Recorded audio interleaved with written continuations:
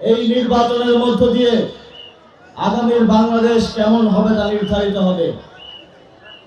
আপনাদের সন্তানেরা, আপনাদের ভাইয়েরা জীবন দিয়ে অন্যায়, অত্যাচার, জেল জুলুমের শিকার হয়ে বাংলাদেশের মানুষকে একটা ভোট দেওয়ার অধিকার এনে দিয়েছেন।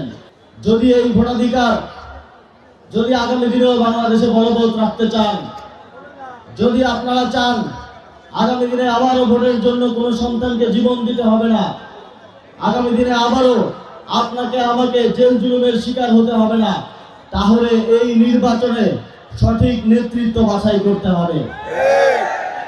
12 ফেব্রুয়ারি আপনাদের সমর্থন নিয়ে যদি 11 দলীয় জোট সরকার গঠন করতে পারে এবং এই আসনে 11 দলীয় জোটের প্রার্থী শামীম হামিদি ভাই নির্বাচিত হন, তাহলে আপনাদের এই সড়ক এবং যোগাযোগ ব্যবস্থার উন্নতি করা হবে ইনশাআল্লাহ। আপনাদেরকে অবশ্যই 12 ফেব্রুয়ারি 11 দলীয় জোটকে বিজয়ী করতে হবে। এই আসনে জামাতে ইসলামের মার্কা, এনসিপির মার্কা, খেলাফত মজলিসের মার্কা, ন্যায় ও ইনসাফের পক্ষে 11 দলীয় জোটের মার্কা সাপলা গলিকে বিজয়ী করে নিয়ে আসতে হবে। যারা আপনার আমার কষ্টের কথা জানে না, প্রত্যেকটি জেলায় মানুষের কি কি সমস্যা আছে সেটা জানে না, তারা ক্ষমতায় আসলে তারা আপনাদের আপনার আমাদের দেশের জনগণের কোনো উপকারে আসবে না। যারা এই দেশকে জানে না, এই দেশের মাটি ও মানুষের কষ্ট জানে না, গ্রামে গঞ্জে অলিতে গলিতে আমার ভাই আমার বোন কোন কষ্টের মধ্য দিয়ে যাচ্ছে সেটা জানে না, সে এই দেশের কোনো সমস্যার সমাধান করতে পারবে না। সুতরাং আপনাদেরকে বেছে নিতে হবে রাজপথ থেকে, গ্রামগঞ্জ থেকে, অলি গলি থেকে উঠে আসা নেতৃত্বকে। যারা আবারও কেন্দ্র দখল করার পায়তারা করছেন, যারা আবারও দীর্ঘদিন ধরে ভোটাধিকার বঞ্চিত জনতাকে ভোট দেওয়া থেকে বিরত রাখার চেষ্টা করেছেন, তাদের পরিণতি, তাদের অবস্থানও কিন্তু দিল্লিতে হবে।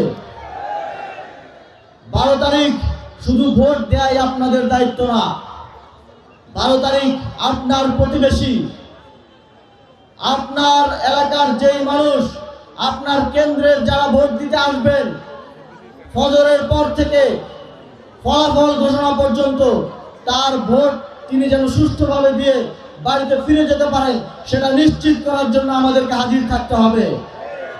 আর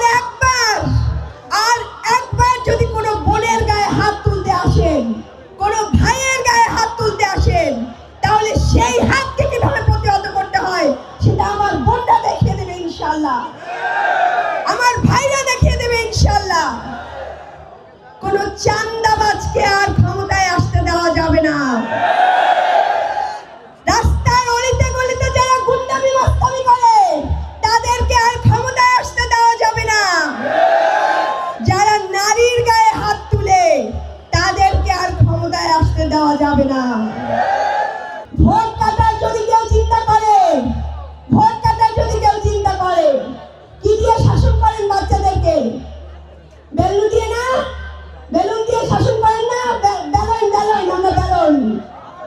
বেলুন দিয়ে শাসন করেন না? ভোট কেন্দ্র বেলুন নিয়ে চলে যাবেন।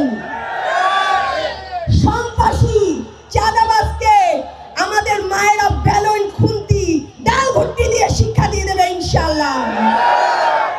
আগামীর মঠবাড়িয়া হবে বাংলাদেশের সকল উপজেলার মধ্যে একটি মডেল মঠবাড়িয়া। এমন মডেল মঠবাড়িয়ার স্বপ্ন দেখেন, যেই মডেল মঠবাড়িয়ার মডেল নেওয়ার জন্য এই মাঠে এসে তারা আবার বক্তৃতা করে আপনাদের কাছে সেই মডেল ভিক্ষা যাবে। এটাই আমার ইস্তেহার। যখন যেটা যেভাবে এই মঠবাড়িয়ার উন্নয়নের জন্য করা দরকার সেটাই করে যাব ইনশাআল্লাহ। আমি মনে করি শহীদ ওসমান হাদির যে আকাঙ্ক্ষা, ইনসাফ প্রতিষ্ঠা করার আকাঙ্ক্ষা, সেই ইনসাফ মঠবাড়িয়ায় প্রতিষ্ঠা করে ছাড়বো ইনশাআল্লাহ।